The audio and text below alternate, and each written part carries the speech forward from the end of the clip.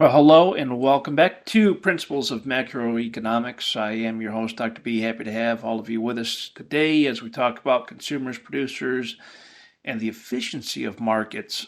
Before we jump into today's conversation, I want to quickly highlight where we are in the classroom and what's going on. Principles of Macroeconomics, we are in week 5 already, which is pretty impressive. The time seems to be going by pretty quickly. And we are doing very well overall as a class, which I'm very satisfied with all of your work. I do appreciate it. I know it's a lot. This is a very busy course. Every other week you got 2 chapters, every other week you got 1 chapter, but there's a lot going on, as you know, within each week.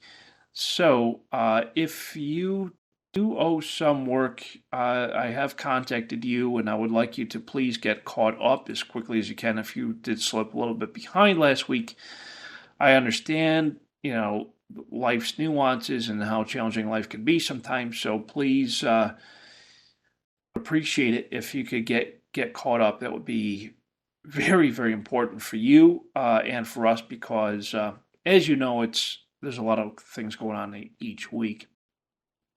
So for this week, the great news is we only have 1 chapter. It's, I believe it's chapter 7.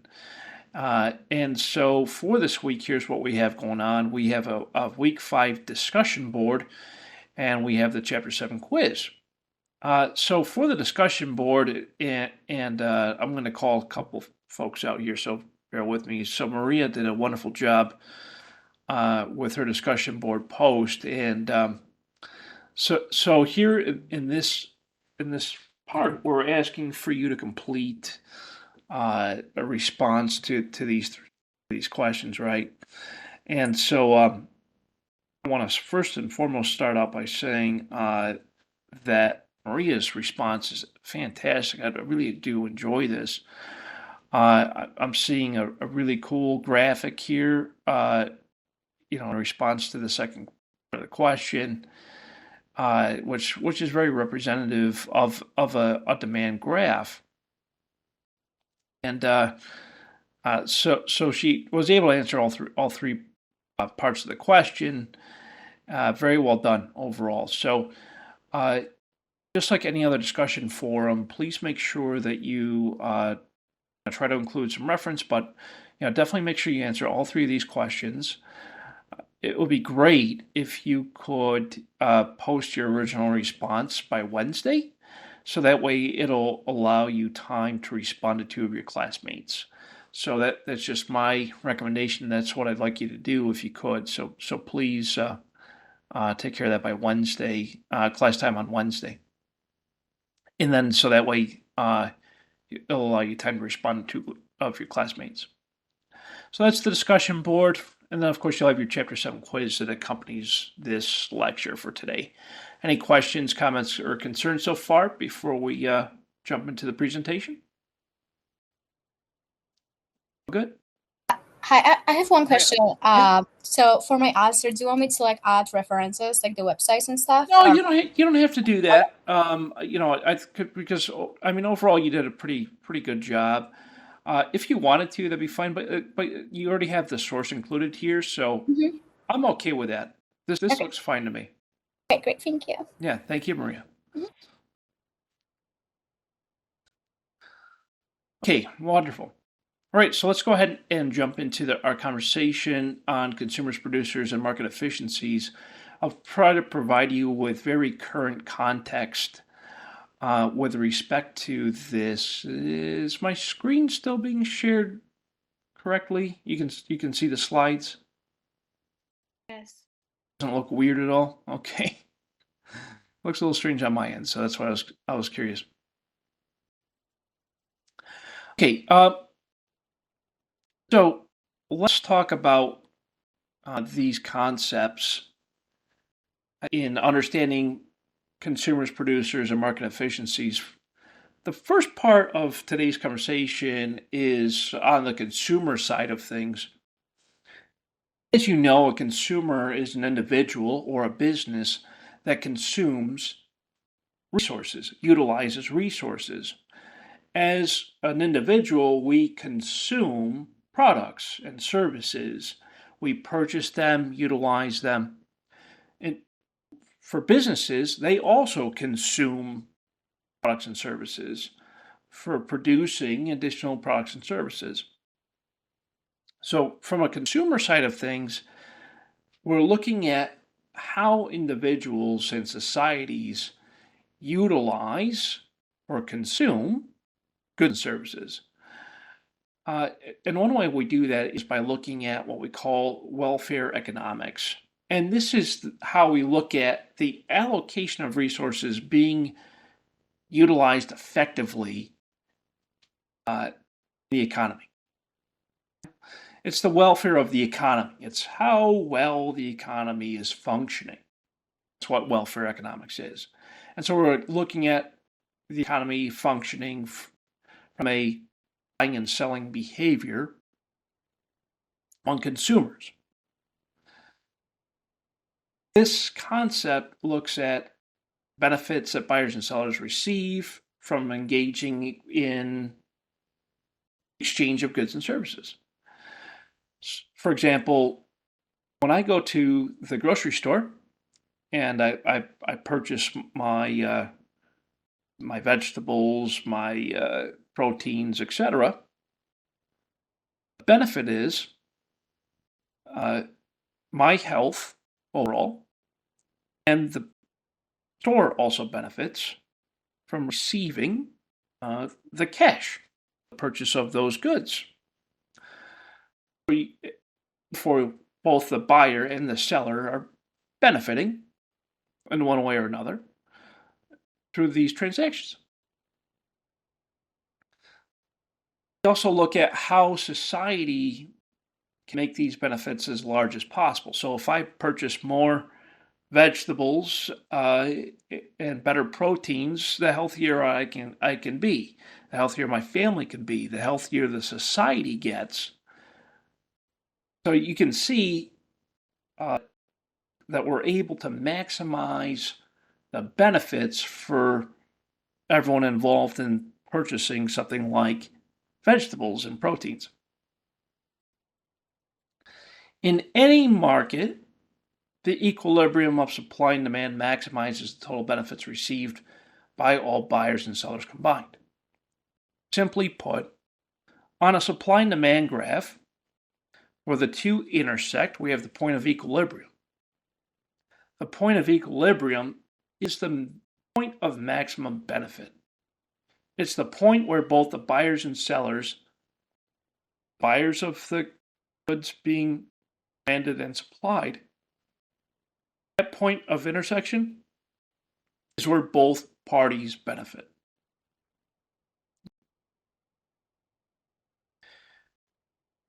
With respect to consumer surplus, we look at the buyer's willingness to pay. The willingness to pay is not just, am I willing to purchase it?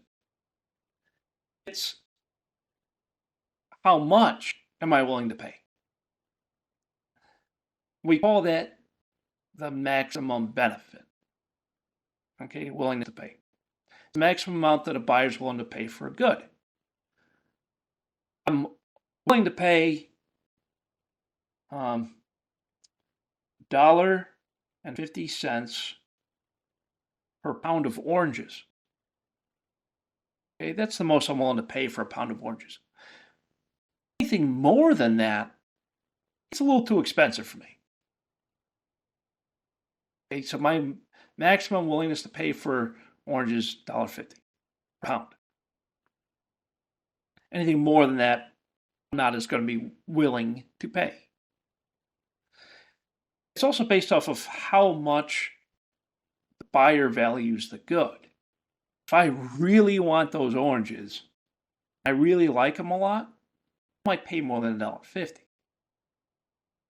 But your willingness to pay for something depends on how much you're willing to pay for it and how much you really need it or want it. That helps to identify the maximum amount of something that you're willing to pay for. Consumer surplus is the amount a buyer is willing to pay for a good minus what the buyer actually pays. For example, I'm willing to pay $20 for a movie ticket to go to the theater. I'm willing to pay $20 a ticket. I actually paid $16 a ticket. So the consumer surplus in my example is $4. I'm willing to pay $20 per movie ticket.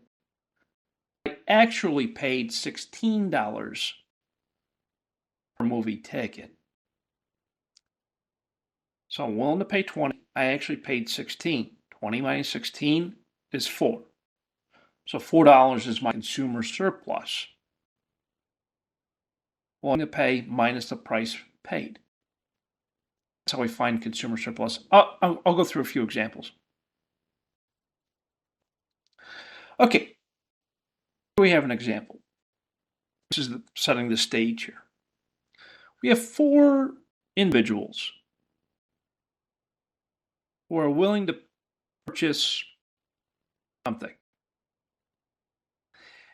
And we see that each buyer has a different willingness to pay.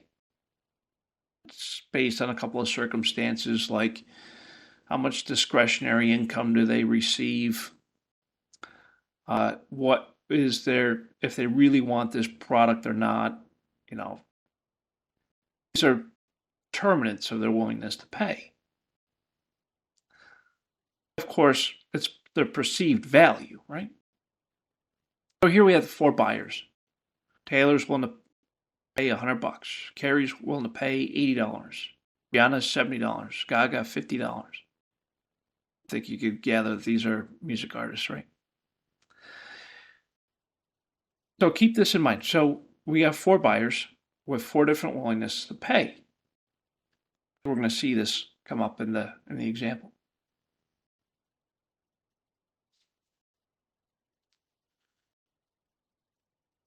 Consumer surplus measures the benefit that buyers receive from participating in the market.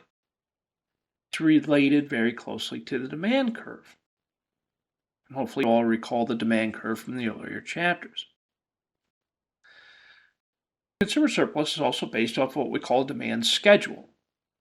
It's based off of the willingness to pay for the possible buyers. Okay, so looking back, we have 4 buyers. Taylor, Carrie, Rihanna, and Gaga.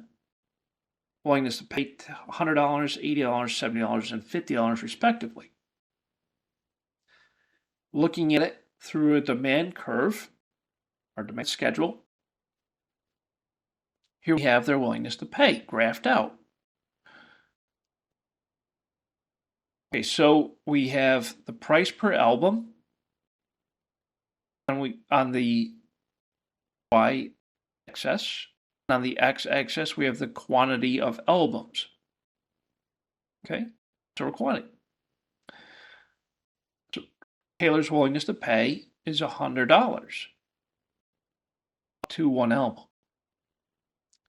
Carrie's willingness to pay is $80 to 2 albums. Rihanna's willingness to pay is $70 to 3 albums. Gaga's willingness to pay is $50 to 4 albums. What the table shows us is the demand schedule for the buyers, based off of the desire to purchase condition copies of Elvis Presley's first album. So you can see graphically quantity demanded based off of their willingness to pay.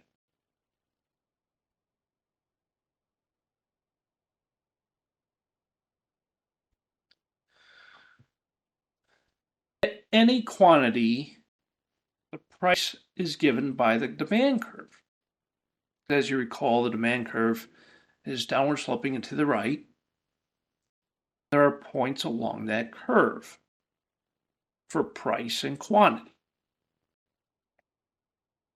Shows a willingness to pay for the marginal buyers. A marginal buyer is the buyer who would leave the market first if the price were any higher. For example,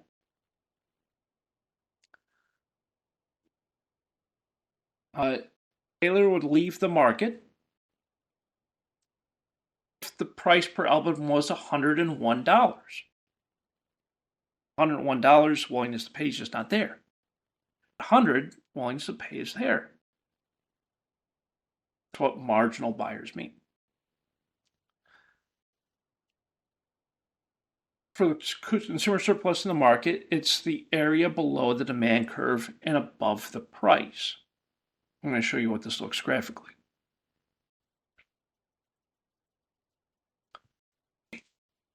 So, here we have on the left side, Taylor's willingness to buy is $100. Taylor actually pays $80, gives Taylor a consumer surplus of $20.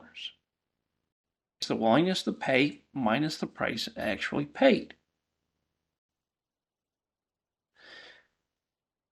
Now, let's take a look, and that's if the price were $80, right?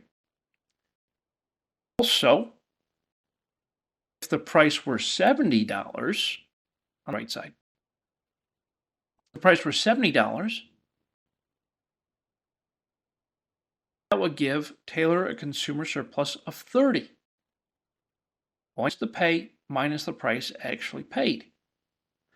It would also give Carrie a consumer surplus of $10. Carrie's willing to pay $80. If the price actually paid is $70, Carrie gets a consumer surplus of $10. To find the total consumer surplus, we add up all of the surpluses for each consumer. In this case, it's $40. Taylor's consumer surplus of $30 plus Carrie's consumer surplus of $10. Make sense so far? Doing okay? All right, let's make sure.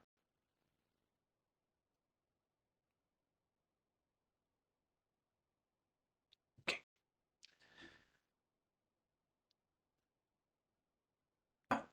Price. Lower price raises the consumer surplus. No kidding. Remember, the buyer, the consumer, has a willingness to pay. If the actual price goes down, that means you're going to have more of a surplus. That makes sense. So, for existing buyers, it's an increase in the consumer surplus. Buyers who are already buying the good at that high price are better off because they now pay less. Makes perfect sense. Price went down, consumer surplus goes up. Makes sense. So that's benefit number one. Benefit number two is, as the actual price goes down, it allows new buyers into the marketplace. Because now all of a sudden they can afford it at their willingness to buy. Because it's at a lower price. Let's look at it graphically. As the price changes, we have new consumers in the marketplace. So let's take a look at the left side of this slide. We have the consumer surplus at price number one, the original price. At P1, price 1, and at quantity 1, consumer surplus is everything above price 1. Okay. At point A is the maximum willingness to buy. At point B, sales price, selling price, the actual price. At point C, It's at what quantity. So to find the consumer surplus, we do some good old trigonometry. Okay, you find the area of the triangle. That helps us get a consumer surplus. At B, the price drops.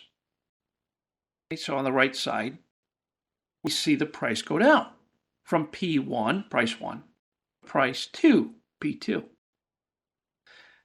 As that price goes down, it adds to the existing consumer surplus. More price, I have more money in my pocket. I didn't pay as much. That's the additional consumer surplus to the original customers. But also, because the price dropped, it allows for more customers to buy that product at a lower price. And so there's a new area of consumer surplus. So price point 1 at point C on the demand curve, the price lowers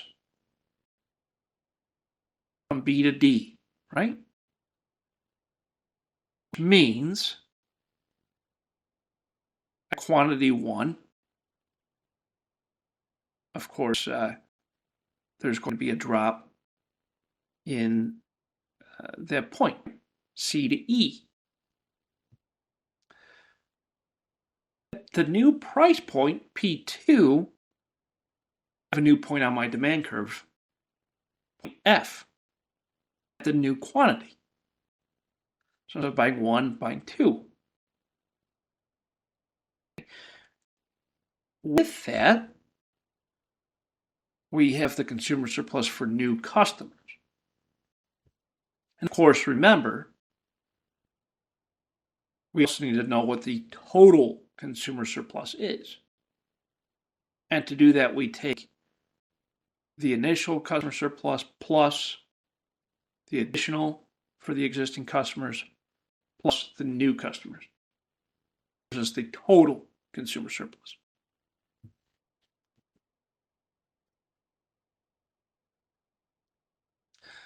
Consumer surplus benefits the buyers who receive the product, especially the price goes down.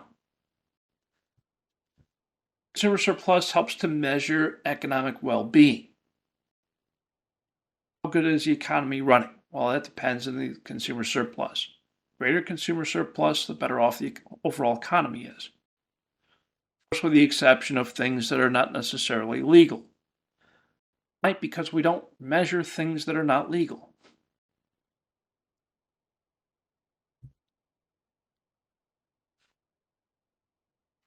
So what is the cost? The value of everything a seller must give up to produce a good, we call that the cost benefit, also known as the opportunity cost.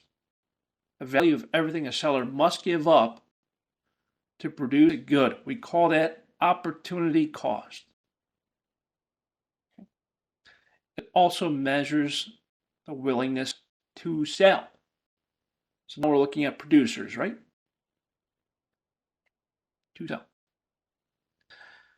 Producer surplus is the amount a seller is paid for a good minus the cost of producing it. The amount a seller is paid minus the seller's cost of producing it, making it, manufacturing it, or providing it. You know? The price received from the buyers minus the willingness to sell. Okay, surplus. Remember, you hear surplus, it means a higher amount. Surplus. Yeah. Okay. We have 4 sellers. Vincent has a cost of $900. Claude, cost of 800. Pablo, cost of 600. Andy, cost of 500. These are our producers or sellers. Producer surplus is very closely related to the supply curve, just as buyers are related to the demand curve. The supply schedule shows us a cost of the suppliers. Again, very similar to what we saw with the buyers, consumers. At any quantity, price is given by the supply curve shows us the cost of the marginal seller. The word marginal means additional. The word marginal simply means additional. The margin. A marginal seller is a seller who would leave the market first if the price were any lower. When the sales price goes down, there are less sellers. That's because it costs the sellers to produce the product. If the sale price goes down to the cost of producing the product, it doesn't make sense to sell it. Very simple business. Let's look at our example. Here we have our 4 sellers: Vincent, Claude, Pablo, and Andy. The supply curve, as you know, upward sloping and to the right. At $900 or more, all 4 suppliers are willing and able to supply the marketplace. From $800 to $900, only 3 sellers are willing to supply the marketplace. That's because Vincent's cost is $900. Vincent's not going to sell it for anything less than $900 because his cost is $900. Claude, cost is $800. He's not going to sell less than $800. Claude, Pablo, and Andy are still in the game. What if the price drops between $600 and $800? Claude's no longer going to sell. Only leaves Pablo and Andy. And anything less than $600 is just Andy, $500 to $600. Anything below $500 is no one. No one's selling it below that price. Okay, you see, as the price goes down, there are less sellers.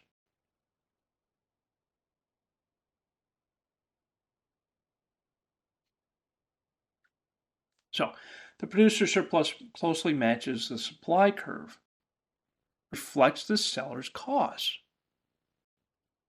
Of course, it's used to measure the producer surplus. Producer surplus in the market is the area below the price, above the supply curve. Let's look at it graphically. Below the price and above the supply curve. Andy, selling anything above 500. If Andy sells it for 600, his producer surplus is $100. The price goes up. At $800, we have Andy, we have Pablo.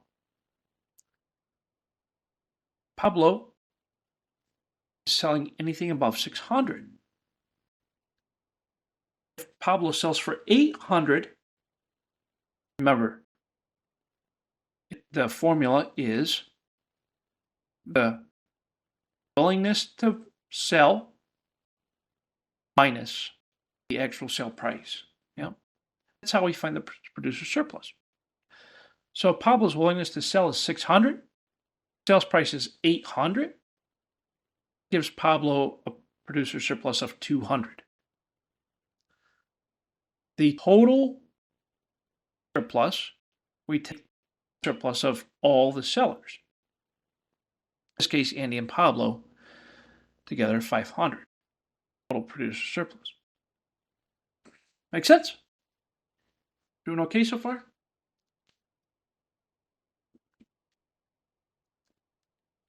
Okay, I take your silence as being good things, right?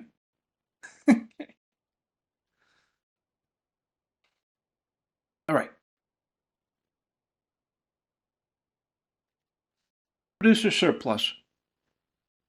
Higher the price goes up, higher the producer surplus. Existing sellers, an increase in the producer surplus, of course, is going to benefit them. Sellers who are already selling it at a lower price, they benefit at the higher sales price. New sellers will enter the market as the price goes up.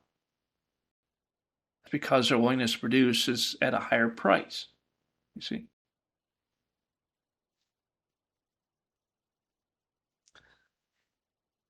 So, in looking at this graphically, on the left side we have the original producer surplus.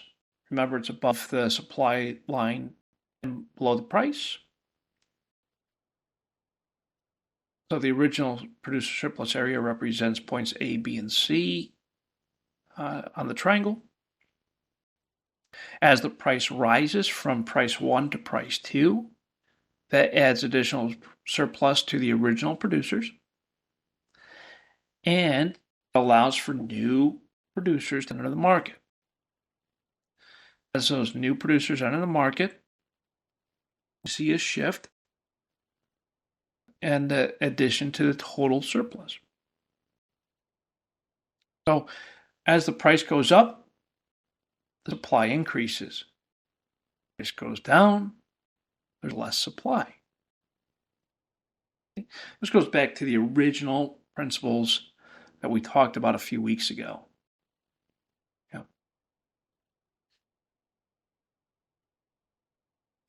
We talked about consumer surplus. We talked about producer surplus. Now we're going to talk about market efficiency. When a market is efficient, it means it's operating at its optimal conditions. Okay?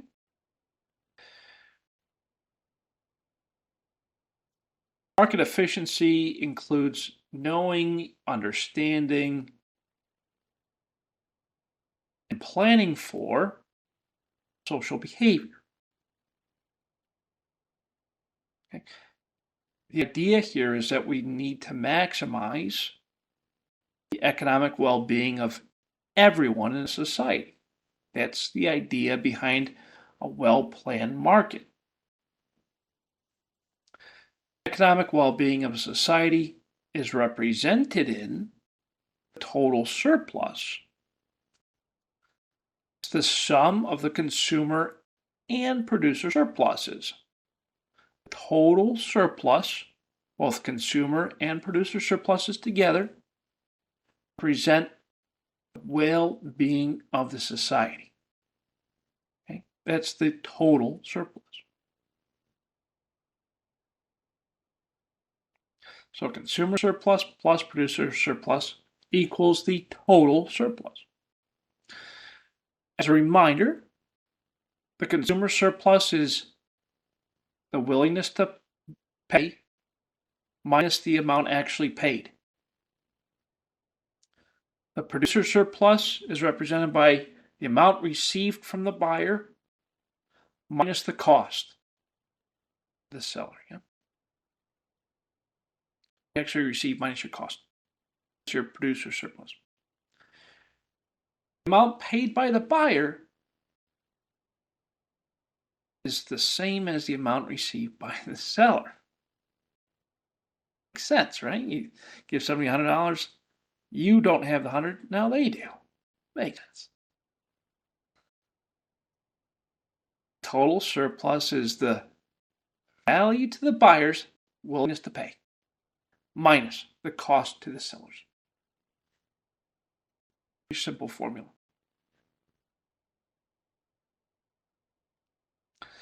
What does it mean to be efficient in a market? It's how we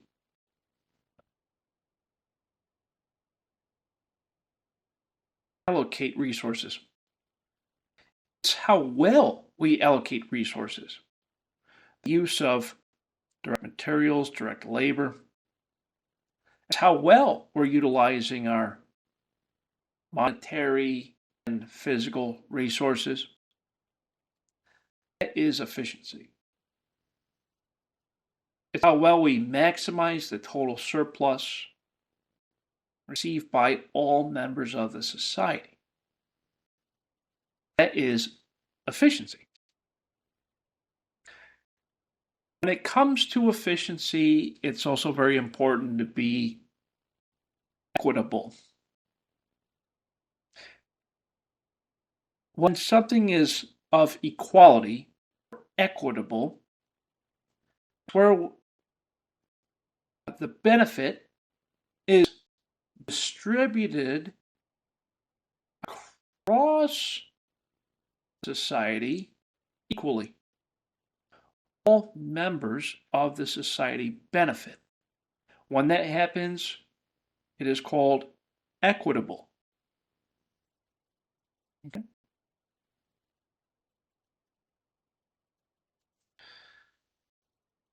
Market efficiency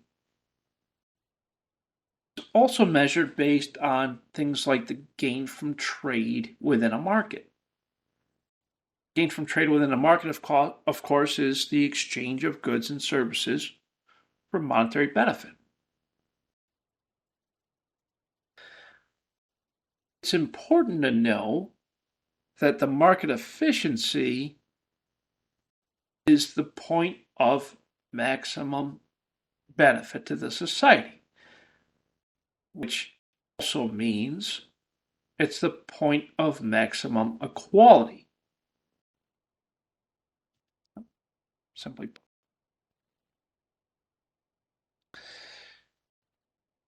The concept behind market efficiency is what we call a free market society.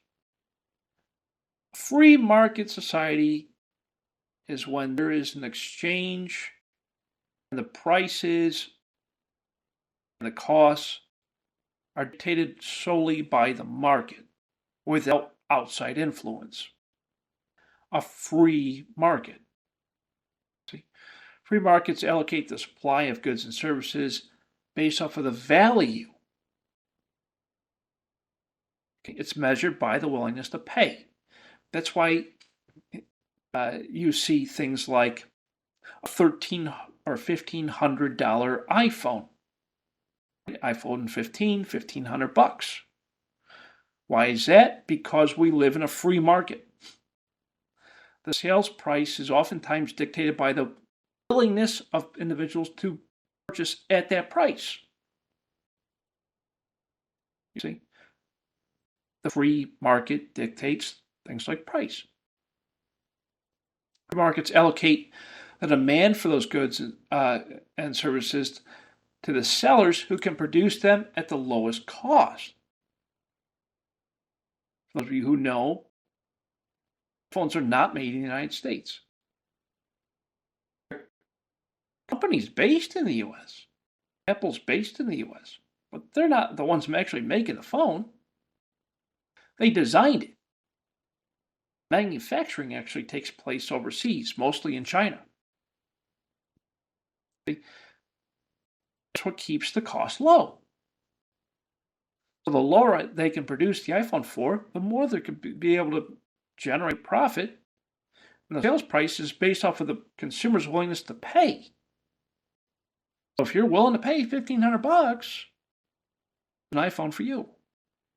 You see, That's how free markets work.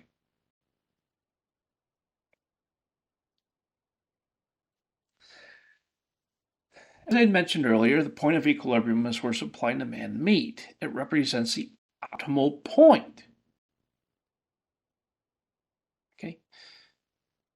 Consumer plus producer surplus represents the total surplus. The total surplus represents market efficiency, overall market well-being, well-being of the society.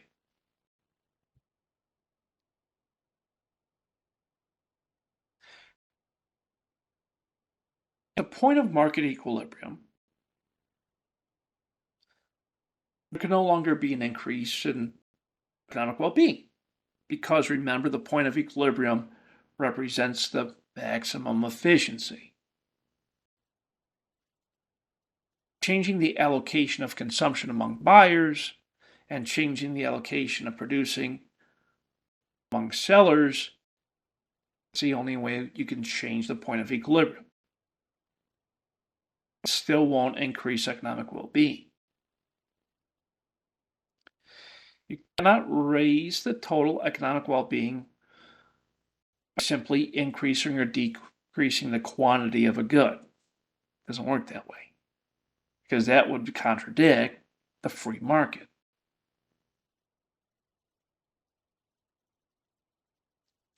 So the idea here is, what are the outcomes? Free markets produce a quantity of goods that maximizes the sum of consumer and producer surplus, meaning free markets, the objective is to reach the point of equilibrium where the market is most efficient and all members of the society benefit from that efficiency and equality.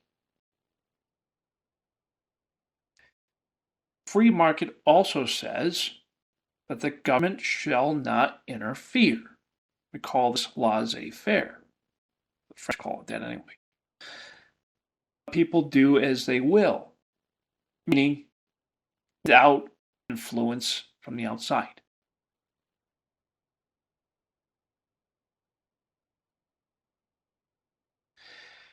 As the point of equilibrium changes based off of supply and demand, you'll also see changes in the overall market efficiency. If the cost to the sellers rise, the value to the buyers rise, and we see a rise in equilibrium.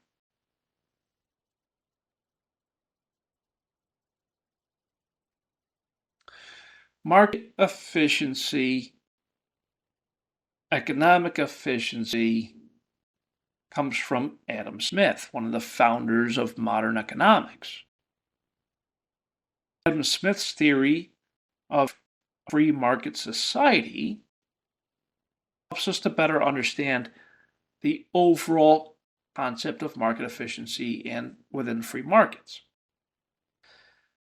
Takes all the information about buyers and sellers into account, acts as a guide for the best market outcomes. That's what Adam Smith's theory of an invisible hand, also known as free market society, tells us. Free markets are the best way to organize economic activity. You can group like things together within a free market.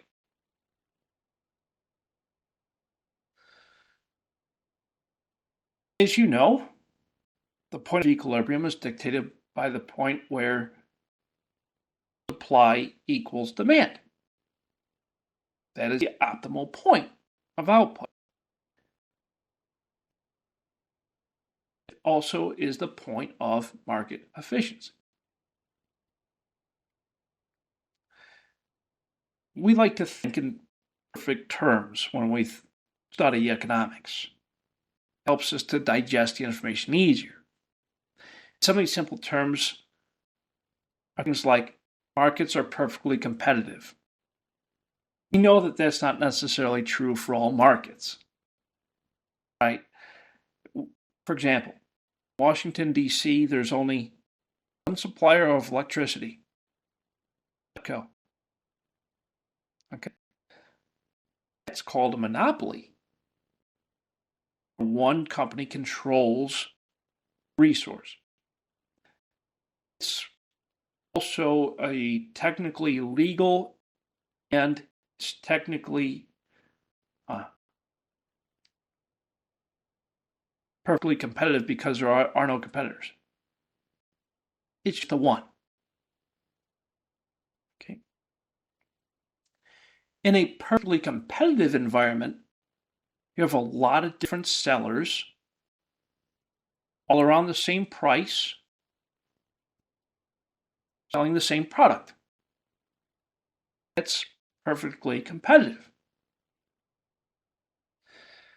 The outcome in the market matters only to the buyers and sellers within that market.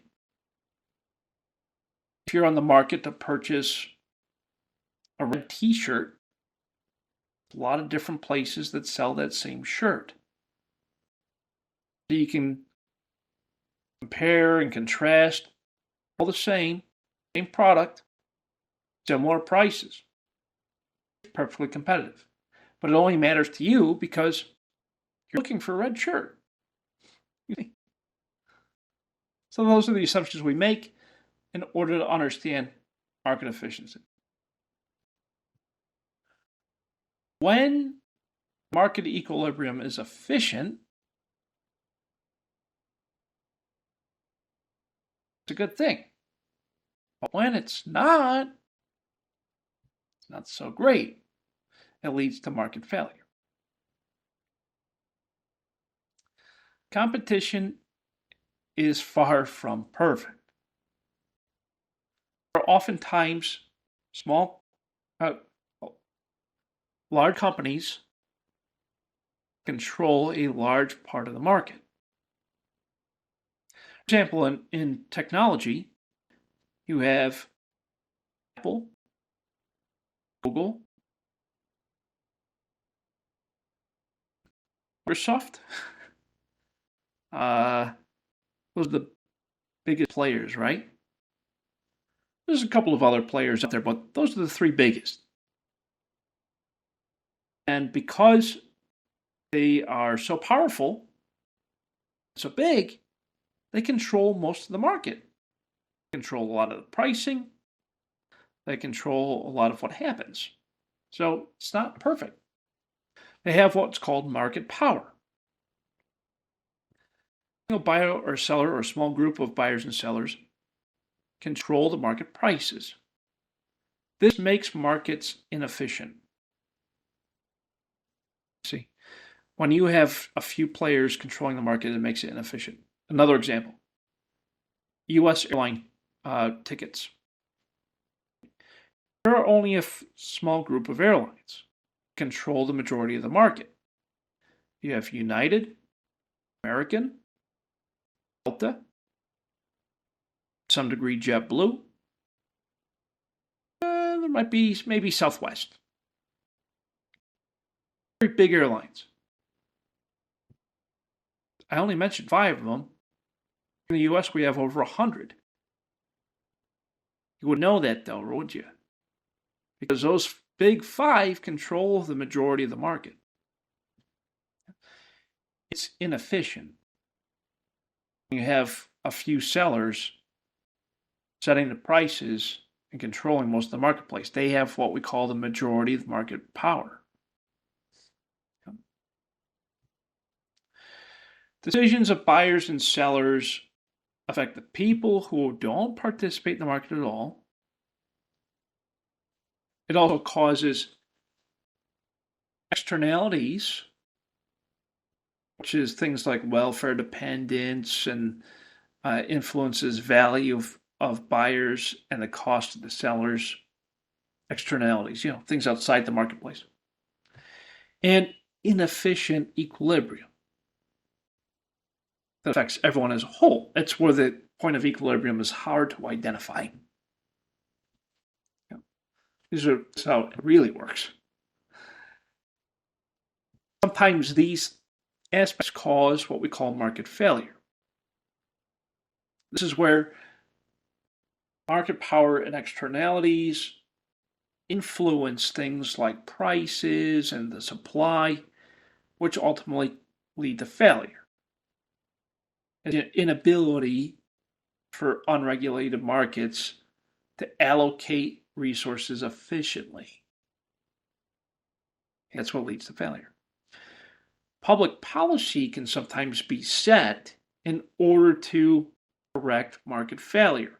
However, we know from recent news that that doesn't always necessarily work the way it's intended.